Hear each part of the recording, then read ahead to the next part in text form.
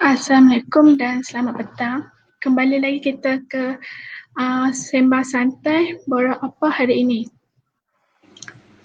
Pada petang ini kita akan masuk ke fasa 3 yang bertajuk Pendidikan dan Kemahiran. Saya sebagai speaker anda pada petang ini, saya Nur Syafiqah binti Saleh. Saya tidak berkeseorangan. Saya bersama lagi seorang speaker iaitu Fatin. Fatin, sila perkenalkan diri anda. Hai semua, nama saya Fatin Nur Syafiqah. Boleh panggil Fatin je. Okey, kita sudah puasa hari ke-8 hari ini. Fatin, puasa okey? Okey. Ika okey tak? Okey, alhamdulillah puasa penuh. Sama. Okey. Merah menyala si bunga raya, biarkan ia mekar di sana. Izinkan saya mula bicara agar manfaat diperoleh bersama. Baiklah, mari kita sebelum kita mulakan, saya akan terangkan perbincangan pada hari ini. Pada hari ini kita akan membincangkan 3 persoalan, iaitu yang pertama, apakah itu pendidikan dan kemahiran? Yang kedua, apakah kelebihan pendidikan dan kemahiran? Yang ketiga, beza di antara pendidikan dan kemahiran. Okey, para penonton, jika ada soalan, sila tanya di ruang komen. Jika berkesempatan, kami akan jawab. Bagi menjawab soalan pertama, saya akan terangkan bahagian pendidikan, manakala Fatin akan terangkan bahagian kemahiran. Okey, apakah itu pendidikan dan kemahiran? Pendidikan ni kita belajar secara formal dan tidak formal.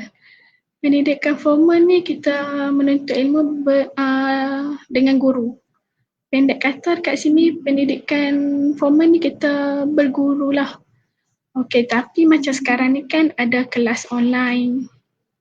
So, pendidikan kita terbagi pada dua pula, synchronize dan asynchronous. Bermaksud tidak segerak dan segerak. Jadi, kita kena biasakanlah dengan norma baru ni, belajar secara online. Okey, bagi pendidikan tidak formal ni pula ada ialah pendidikan yang diterima oleh kanak-kanak melalui penglihatan dan pendengaran. Okey, pendidikan tidak formal ni terhasil daripada interaksi manusia dan sekeliling. Interaksi ni bergantung terhadap individu itu sendiri. Contohnya macam kalau interaksi dengan persekitaran dia negatif, dia juga boleh mentafsir kepada positif atau negatif. Itu bergantung pada tahap kematangan dia sendiri.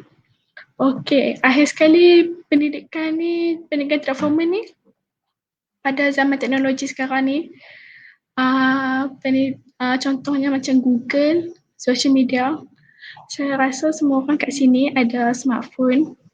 Jadi semua orang ada social media. Contohnya macam Instagram, Twitter, WhatsApp, TikTok, macam-macam lagi. Jadi social media ni juga tempat penambah ilmu. Perkara positif dan negatif daripada social media ni, kita boleh ambil sebagai pengajaran dan tauladan ke atas diri kita sendiri. Okey, itu saja saya. Fatin, boleh terangkan apa itu kemahiran? Okay, thank you Ika tanya soalan. Apakah itu kemahiran? Kemahiran ni terbagi kepada dua. Satu adalah kemahiran teknikal dan lagi satu adalah interpersonal.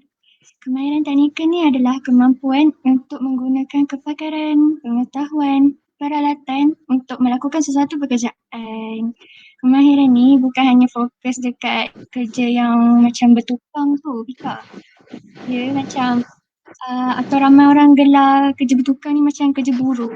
Bukan. Tapi kemahiran ni dia macam terbuka. Dia bebas. Dia macam contohnya macam mahir dalam Microsoft Excel ke, tu kira kemahiran lah tu. Ada Photoshop dan sebagainya. Ataupun contoh lain macam programmer komputer. Mereka memerlukan kemahiran kendalikan sistem. Kendalikan aplikasi tu ataupun pangkalan data. Apa semua tu. Okay, manakala untuk kemahiran interpersonal ni ataupun Fatin lebih suka gelar sebagai soft skill. Soft skill ni pula dia adalah kemahiran yang datang daripada sifat peribadi kita. Contoh soft yang biasa kita dengar tu, time management, leadership, communication, banyak lagi lah soft skill. Kan Tika? Ya betul, banyak kemahiran. Seterusnya kita boleh ke soalan kedua. Apakah kelebihan pendidikan dan kemahiran? Okey Tika, terang dulu kelebihan pendidikan. Kelebihan pendidikan ni mereka macam belajar lebih mendalam dalam sesuatu bidang. Contohnya mereka belajar lebih kepada teori, pengurusan, calculation data, maths calculation, statistik, macam itulah. Selain itu, pembelajaran orang pendidikan ni, mereka pada akhir sem nanti, mereka juga ada latihan industri, menjalankan latihan industri. Jadi, orang yang ambil pendidikan ni, kerja mereka lebih tertumpu kepada untuk membuat kertas kerja, proposal, mengurus account, mengurus gaji-gaji pekerja, mengurus profit, aset, research, macam tu. Pendek kata kan, orang yang berpendidikan ni kerja dalam account. Contohnya macam tu lah. Contohnya macam accountant, contohnya macam accountant, guru, HR, bahagian admin, macam tu. Okey, tapi universiti adalah tahap pembentukan individu daripada jahil negatif ke lebih pada positif. Kerana dalam degree diajar silibus etika, peradaban, soft skill, critical thinking dan macam-macam lagi. Apabila masuk dalam alam pekerjaan nanti, apa pula kelebihan pendidikan ni? Okey, apabila masuk dalam bahagian pekerjaan, akan ada hierarki di mana atas sekali top management, yang tengah ialah middle management dan last sekali ialah operator. Middle management ni contohnya macam budak-budak degree dan ke atas. Operation ni ialah macam bahagian kemahiran. Okey, bila tanpa operation, kerja tak boleh jalan juga sebab tak ada hasil, tak ada produk. Jadi, kalau tanpa middle management, kerja operation tak boleh juga sebab kerja tak, jadi macam kerja jadi merapu sikit. Jadi, maksudnya kat sini, middle management dan operation ni, mereka perlu saling berinteraksi dan bekerjasama. Maksudnya dua-dua bahagian ni sangat penting untuk dalam pekerjaan. Okey, Patut setuju tak dengan pendapat saya? Setuju sangat. Apa pula itu kelebihan kemahiran Fatin? Okey, kelebihan kemahiran ni, kalau untuk kemahiran teknikal, kelebihannya boleh ditunjukkan skill dia pada majikan masa interview kerja. Kemahiran ni sebab kemahiran ni kita macam orang panggil macam up level sikit sebab dalam resume kita boleh letak skill kita selain experience kerja lama. Kan ada orang yang ada experience kan, takkan dia nak letak experience je, kena letak skills juga. Lagi satu sebab kemahiran teknikal ni dibangunkan melalui latihan dan pendidikan yang tersendiri. Jadi kita boleh tunjukkan dekat majikan bahawa kita ni mempunyai kemahiran dan latihan. Ada sesetengah kemahiran yang akan provide lesen atau CJ. Contohnya macam lesen kendali helikopter ke, diorang akan dapat lesen, kita boleh letak dalam resume. Seterusnya macam lagi satu contoh, lesen CPA untuk accountant. Mereka boleh letak juga dekat dalam resume. Seterusnya untuk kemahiran soft skill ni boleh digunakan oleh semua job seekers. Sebab soft skill ni rangkumi etika bekerja. Macam sikap positif diri, komunikasi, kemahiran selesaikan masalah, kawal emosi ke, dan banyak lagi. Okay, Fatin stop dekat situ je dulu kelebihan kemahiran ni. Nanti kita discuss kat bawah lagi. Pada sebelum tu Pika ada apa-apa tak?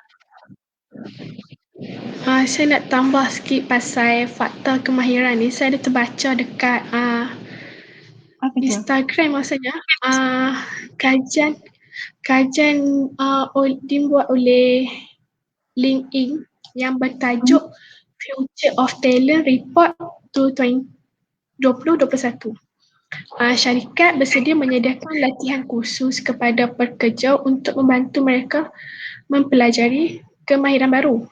Berdasarkan laporan tersebut, 30% syarikat di Malaysia ni lebih suka mengupah dan menggaji calon yang mempunyai kemahiran teknikal. Itu saja saya nak tambah. Ya, betul tu Pika. Banyak juga perubahan kemahiran ni sebenarnya. Okey, selingan. Para pelajar UMP jangan lupa isi borang kehadiran fasa 3 ni. Link ada tersedia di ruangan komen. Okey Pika, kita teruskan ke soalan seterusnya Pika, iaitu perbezaan pendidikan dan kemahiran. Silakan Pika. Beza pendidikan dan kemahiran ni pada pendapat Pika sendiri tiada beza kerana kemahiran dengan pendidikan ni dia saling berinteraksi seiring maksudnya. Maksudnya kemahiran dengan pendidikan ni seiring. Jadi kalau kita ada kemahiran, kita tak ada pendidikan, macam tak okey sangatlah, macam so-so je. Kalau kita ada kemahiran, kita ada pendidikan, maksudnya barulah kerja kita tu jadi padu, resume pun full, macam Fatin kata. Jadi kita perlukan dua-dua. Macam mana pula pendapat Fatin? Okey, pendapat Fatin pula, kemahiran tanpa pendidikan ni adalah mustahil. Sebabnya takkan ada orang ada kemahiran tiba-tiba je tak ada, macam tak ada orang ajar ke kan? Okey. Perbezaan kemahiran ni ialah peratus pembelajaran masa diorang dapatkan pendidikan tu. Contohnya, selalunya kemahiran ni peratus pembelajaran teori dan praktikal adalah 40% peratus teori dan 60% peratus untuk praktikal. Praktikal ni macam kerja bengkel ke lab, macam tu. Jadinya contohnya kalau graduan dari diploma daripada KKTM ke IJM, IKM yang marah-marah ni selalu buat kemahiran tau. Ya, daripada graduan ni kalau bidang kemahiran ni jika diorang nak lanjutkan pelajaran untuk ijazah, degree, mereka boleh sambung dekat universiti teknikal seperti UMP ni. Banyak lagi universiti lain yang teknikal seperti UTM, UTHM, UNIMAP dan ada lagi beberapa universiti lain. Okey, perbezaan seterusnya ialah orang yang ke arah kemahiran ni, pekerjaan dia lebih luas berbanding orang yang hanya pelajari pendidikan semata-mata. Kenapa Fatin cakap begitu? Sebabnya jika seseorang itu belajar kemahiran dan ingin tukar bidang dekat future, mereka boleh je senang-senang tukar kerja ke admin ke, consultation ke, clerk ke.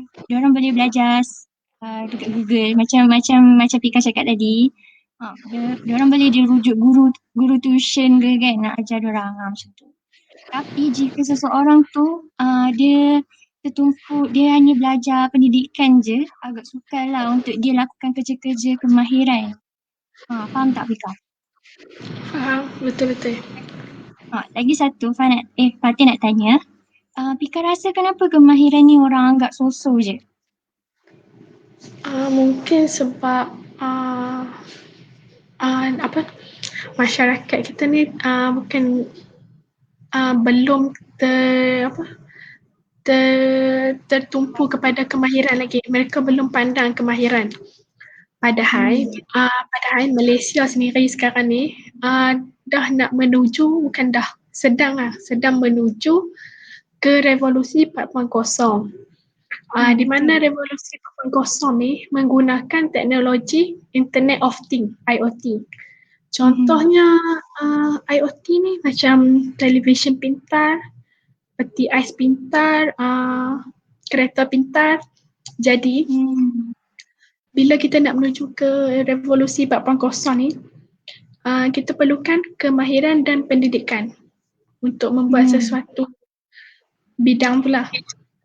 Fatin setuju tak dengan pendapat Fatin? Dengan pendapat saya? Betul, setuju sangat. Okey, untuk penerangan seterusnya daripada sambungan Pika tadi, sebab orang pandang so-so je kat kemahiran ni, sebabnya kemahiran ni dalam kalangan rakyat Malaysia dilihat sebagai kelas kedua berbanding dalam dunia pendidikan akademik terangkan dalam hierarki piramid sebentar tadi. Sebabnya dekat dalam hierarki tu pun pendidikan kira belah atas-atas kan. Kemahiran kira dekat bawah sekali, betul? Okey. Sedangkan Pika, di negara maju, golongan kemahiran ni dipandang tinggi dan mendapat iktirafan.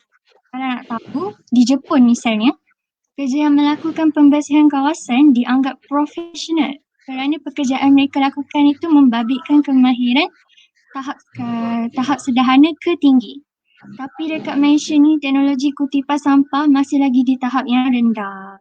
Jadi kita semua di Malaysia ni kena ubah mindset dan stigma memandang rendah kepada kemahiran ni. Kita tak boleh bergantung pada warga asing sampai bila-bila tak Pika? Kalau tak, bila negara kita nak maju, sedangkan negara kita industri 4.0 kan? Boleh semua?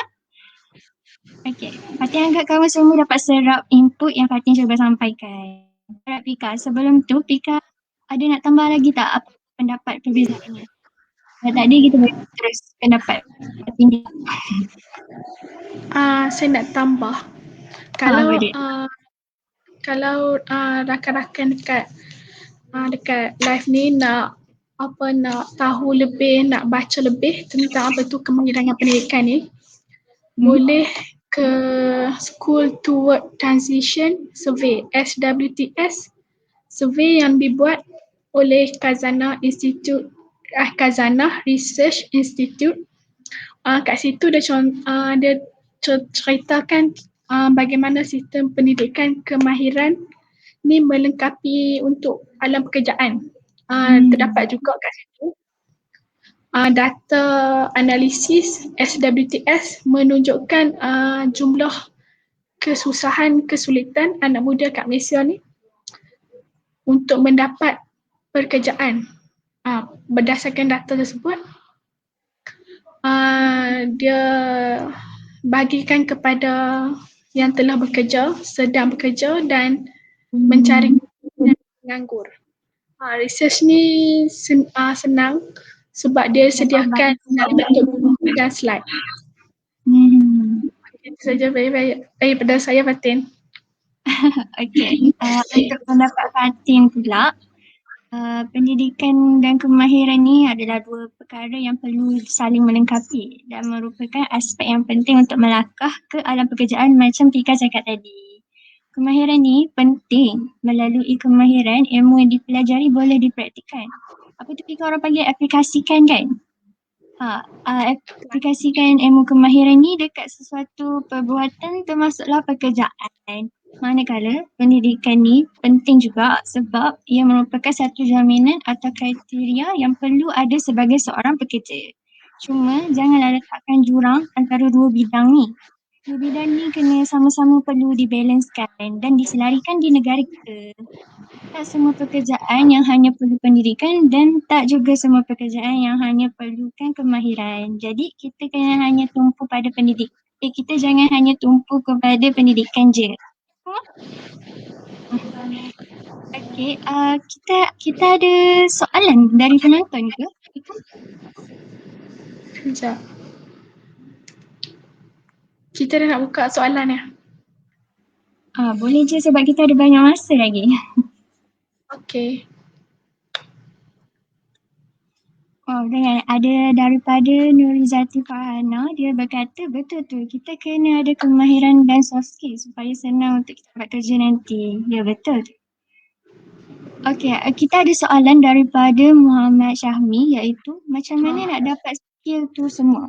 Dia seorang introvert, agak susah untuk membentuk kemahiran itu. Okey, Pika ada nak ulas? Fatin dulu. Fatin dulu. Okey Syahmi, kalau untuk dapat skill daripada kemahiran teknikal tu, Syahmi kena pergi institut-institut. Selalunya institut untuk kemahiran ni adalah institut daripada Under MARA. Contohnya contohnya Kolej Kemahiran Tinggi MARA, IKM, Institut Kemahiran MARA. Institut-institut ni jangan risau, MARA akan bagi allowance untuk belajar kemahiran ni. Lagi satu dekat situ nanti ada lecturer akan ajar lah macam mana nak buat sesuatu kemahiran tu. Macam automotif ke, lalu pelajar lelaki akan pilih automotif lah dekat MARA ni. Kalau Syami tanya untuk skills, untuk soft skills tu kita kena tanya diri kita sendiri. Kita kena boot dekat diri kita sendiri. Kalau Syami jenis introvert tu, macam kalau Syami sambung dekat degree ada subjek soft skill. Nanti lecturer akan kupas satu-satu sikap Syami tu supaya boleh dibentuk. Ataupun kalau nak diri sendiri, Syami try masuk debat ke atau try masuk pertandingan yang boleh bercakap. Macam Fatih sendiri, Fatih sebenarnya first time ni buat join talk ni. Syami boleh try macam Fatin boleh join talk yang depan orang ramai. Dari situ kita boleh bentuk skills kita. Menjawab tak soalan Fatin? Ke Fika ada nak jawab, nak bagi pendapat sendiri? Ulasan. Kalau macam nak dapatkan kemahiran ni, macam saya pernah ambil sijil komputer je lah, macam Microsoft, supaya nanti bila kita masuk kerja, ada jugalah macam slip-slip, macam sijil-sijil lah untuk membantu resume kita. Macam tu Syami boleh try. Syami lagi satu. Sorry. Teruskan. Macam sijil tu kan, rasanya tak mahal pun, dalam RM20 je. Saya buat dekat macam kat tempat saya dekat Tadika Kemas. Tadika macam ada cikgu Tadika, dia membantu kat situ. Macam Idea menarik. Lagi satu, Fatin nak top up, nak tambah daripada yang Pika cakap tu untuk sijil tu. Selain kalau Syami macam tak nak sambung belajar, macam degree kan lama 4 tahun kan untuk nak dapat skills je. Syami boleh je join GIAT MARA. GIAT MARA tu dia 6 bulan rasanya ke 3 bulan, tak ingat lah. Dia rasanya 3 ke 6 bulan. Syami join je tu dapat allowance. Lepas tu nanti bila dah habis berapa bulan, sorry Fatin tak sure berapa bulan, tapi nanti Syami akan dapat sijil. Sijil tu boleh guna waktu kerja.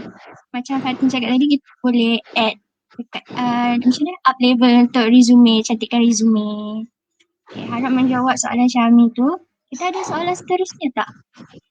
Syami ada komen menjawab tapi masih segan-segan nak join debat, nak mendapat keberanian itu macam takut.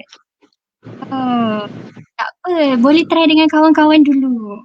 Macam ajak kawan, macam contoh ada satu topik ke, ajak kawan macam pasal bola sendiri. Lelaki kan suka cakap pasal bola. Contoh macam Pika, Fatin dengan Pika, kita orang cakap pasal bola. Macam Pika kenapa dia boleh masuk bola dalam gol padahal dia sepak dari belakang, macam dia bola tu boleh masuk dalam gol terus. Buat tanya macam tu. Nanti lama-lama cara berkomunikasi, skill berkomunikasi Syami tu boleh improve. Macam kita ada soalan seterusnya tak, Pika? Sekejap ya. Nur Syahira Khalid cakap setuju, pendidikan dengan kemahiran ni kena seiring. Betul Syahira. Kita kena ada dua-dua. Lagi ada soalan.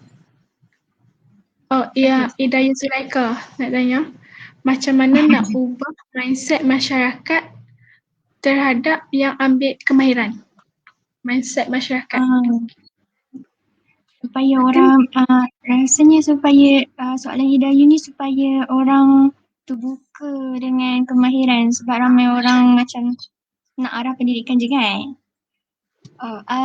Pika ada nak cakap dulu ke Fatin? Saya rasa sebab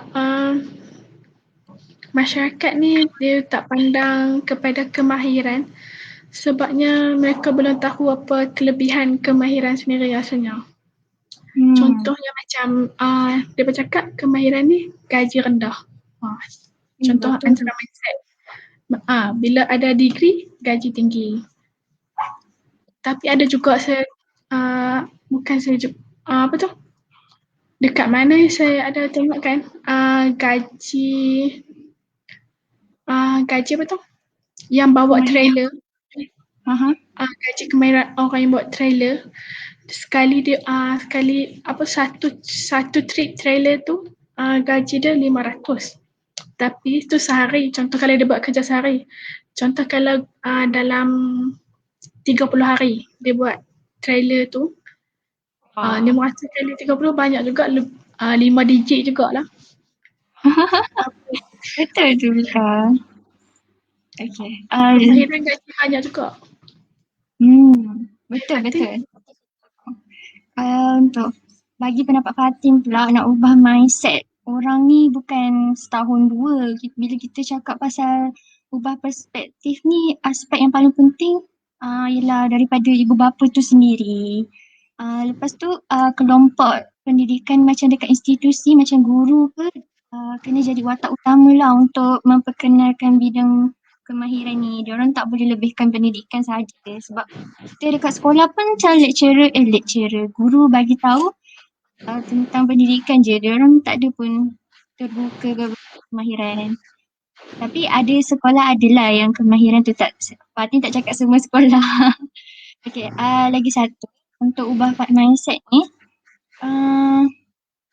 kita kena dalam masyarakat tu sendiri, dalam masyarakat ni, masyarakat dekat Malaysia ni diorang semua berlumba-lumba nak buktikan siapa hebat dan siapa sebaliknya. Sebab tu diorang nak ke arah pendidikan sahaja. Satu, sebabkan masyarakat ni, jadi ibu bapa, parents semua ni akan berlumba-lumba bagi tekanan dekat anak diorang untuk belajar pendidikan. Sebab macam pelajar keliru, diorang dah ambil pendidikan ke kemahiran. Satu, macam terutamanya pada guru lah, Fatin nak cakap. Guru ni tak boleh hanya macam harapkan dekat kaunseling dia untuk memperkenalkan kemahiran ni. Terangkan tentang kursus melibatkan kemahiran ni. Sekurang-kurangnya bagi pendapat Fatin, guru sebenarnya boleh menjadi ejen memperkenalkan dan menyelesaikan kegundahan pelajar untuk ambil kemahiran ni. Untuk lagi satu.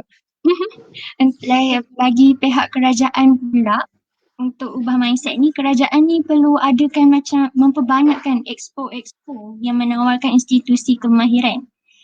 Sediakan kemudahan, pinjaman wang, tapi sekarang pun dah banyak dah Pika. Yang daripada Amdumara ni semua, mereka sediakan penginapan, macam asrama dan dapat allowance. Untung sebenarnya kemahiran ni.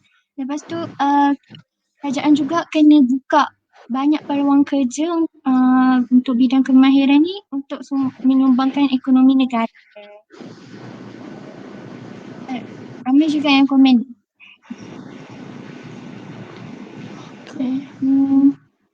Pandangan masyarakat daripada Muhammad Iqmal, pandangan masyarakat je yang nampak engineer, lawyer. Ya betul, sebenarnya engineer tu adalah daripada bidang kemahiran je semua. Okay. Fatin suka nak terangkan contoh daripada degree senior daripada fakulti FIZ, iaitu dia ambil bidang kimia teknologi tak silap. Dia ambil bidang kimia tapi dia tukar bidang bila dia alam pekerjaan, dia tukar bidang. Dia ambil bahagian sales tak silap. Dia sales advisor tak silap dekat KPMG. Maksudnya yang ambil kemahiran ni kalau diorang rasa tak boring lah kerja bukan akon ke, diorang boleh je apply bidang lain dekat masa kerja tu. Tak payah nak kena ambil diploma, degree, pendidikan balik. Ada lagi satu contoh daripada FIZ juga, kos bioteknologi. Dia bekerja Fatin tahu ni sebab Fatin attend Facebook Live alumni minggu lepas kot.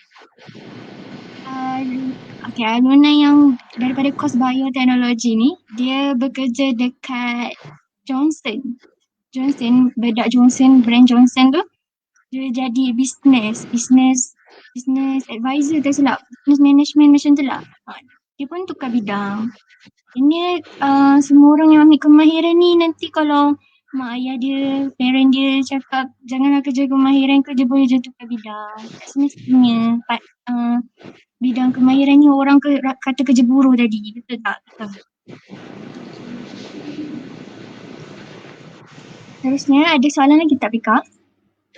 Dari Agnes Muni, macam mana nak seimbangkan kemahiran dan pendidikan? Macam mana nak seimbangkan kemahiran? Kalau saya nak seimbangkan kemahiran dan pendidikan ni, contoh macam kan kalau kita dah ambil degree kan, contohnya kita nak top up lagi kemahiran kita. Kita boleh buat macam yang Pika buat tadi. Kita boleh pergi ambil sijil komputer. Contoh macam sijil komputer, macam kalau OSHA, saya ambil OSHA kan. Boleh ambil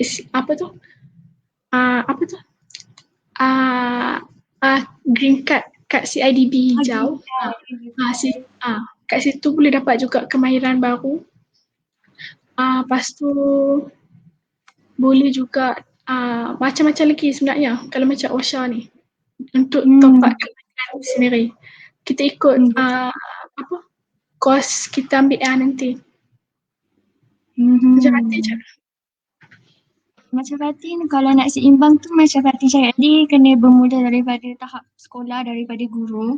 Seterusnya betul yang macam Pika tu, macam Fatin sendiri, Fatin ada sijil. Fatin dulu ambil Giat Mara. Fatin ambil Giat Mara, Fatin ada sijil. Lepas tu Fatin sebenarnya adalah graduan daripada Kolej Kemahiran KKM. Fatin ada diploma kemahiran. Jadinya tapi dari waktu sekolah dulu Fatin ada ambil course accounting. Jadi ni tak semestinya orang yang ambil pendidikan ni dia tak boleh ambil kemahiran. Tak semestinya orang kemahiran ni tak boleh ambil pendidikan. Dia kena sama-sama. Macam Fatin sendiri saja je ambil Giat Mara sebab nak tambah ilmu. So supaya kita boleh balancekan diri kita ni, tak boleh nak nanti kita fikir dah kata nanti tak semestinya kita boleh dapat kerja kat aircon je. Kita kena tiba-tiba tak dapat kerja. Kalau tak dapat kerja nanti menganggur, betul. Kita boleh gunakan kemahiran kita buat kalau tak dapat kerja lain. Betul tak Pika? Betul. Macam Pika sendiri dulu diploma dekat poli kan. So ada jugalah kemahiran diploma tu lah. Okay. Ya, betul tak? Sama yang kita. Kita ada soalan seterusnya ke? Soalan lah. Daripada Kamarul Azmi Hassan, dia berkata, kalau ikutkan banyak juga kursus-kursus kemahiran untuk lepasan graduan. Betul. Salah satunya anda Yayasan Peneraju Pendidikan Bumi Putra. Saya pun salah seorang alumni dari yayasan ni sebab zaman sekarang ni mostly company cari graduan yang ada kemahiran tertentu sebab selain pengalaman. Ya betul tu, saya setuju sangat dengan Kamarul Azmi ni. Lepas tu ada lagi, so zaman dekat uni lah grab all the skills that you can, both technical and soft skills. Ya betul, saya setuju dengan Kamarul Azmi ni. Kita sama alumni. Saya pun. Kita sama-sama. So yang lain tu jangan terasa sebab kita orang dah ada kemahiran. Korang boleh je apply kemahiran ni. Macam Fatin cakap tadi, Giat Mara 6 bulan je dia pengajian dia ajar skill-skills. Ataupun korang boleh sambung pelajaran untuk dapat soft skill yang diasah oleh lecturer. Boleh je. Ataupun boleh belajar sendiri dekat TikTok pun. Macam dekat TikTok pun ada orang ajar macam mana cara language ke, cara macam-macam lah. Macam Pika cakap tadi, boleh Google semuanya. Lagi satu. Saya Pika nak tambah. Kalau macam kalau nak AutoCAD nak apa tu? Nak mahir dalam AutoCAD. AutoCAD boleh juga ambil sijil AutoCAD kat luar. Betul. untuk buat resume nanti. Ya, Sejak betul tu. AutoCAD, sekarang ni macam-macam ada. AutoCAD, 3D, untuk desain rumah kan, 3D, AutoCAD macam-macam. Cuma AutoCAD tu kita penting. je mau dan tak mau. Betul. AutoCAD tu penting dekat alam pekerjaan sebab Fatin pernah ambil diploma dulu. Jadinya Fatin intern dekat sebuah syarikat ni. Sebuah syarikat ni dia guna Katia. Kita tahu Katia? Katia tu dia macam AutoCAD tapi dia brand lain lah kot. Brand lain. Sistem dia lain. Katia tu digunakan satu syarikat tu. Maksudnya syarikat tu Katia tu adalah drawing desain kejuruteraan. Contoh satu-satu model tu. Syarikat Fatin kerja tu adalah syarikat dia buat body part kapal terbang tau.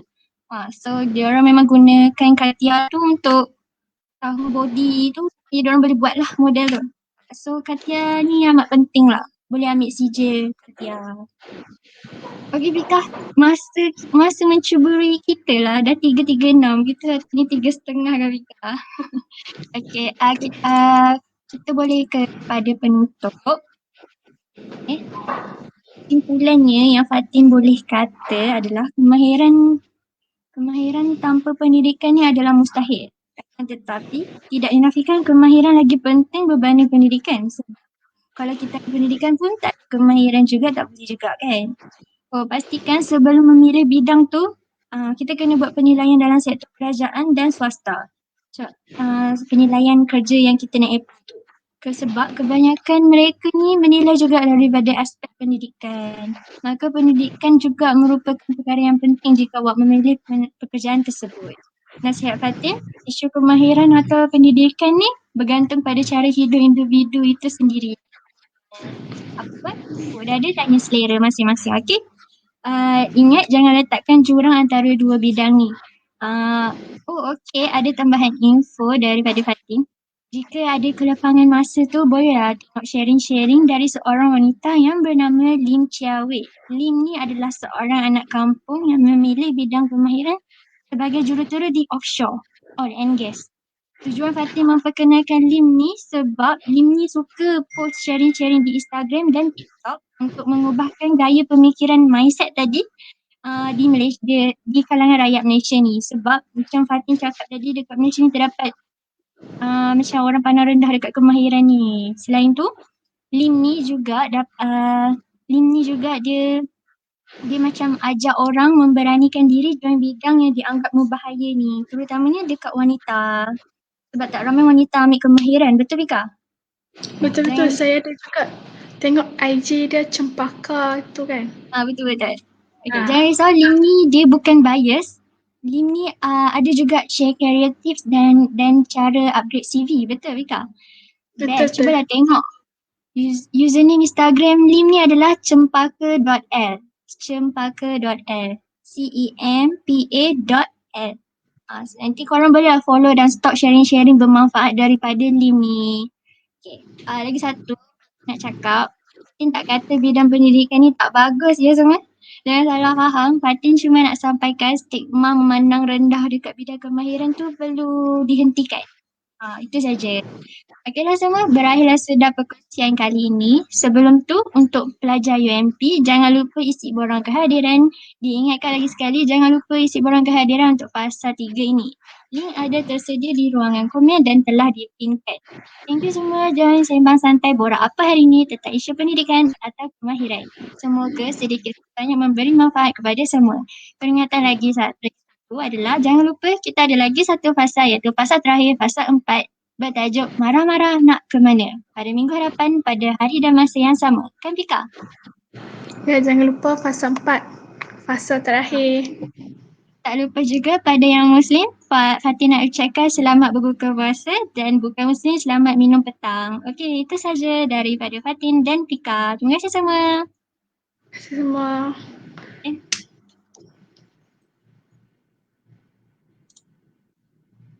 Banyak juga yang bagi pendapat ya. Saya pun kerja lari sikitlah dari bidang, dari software engineering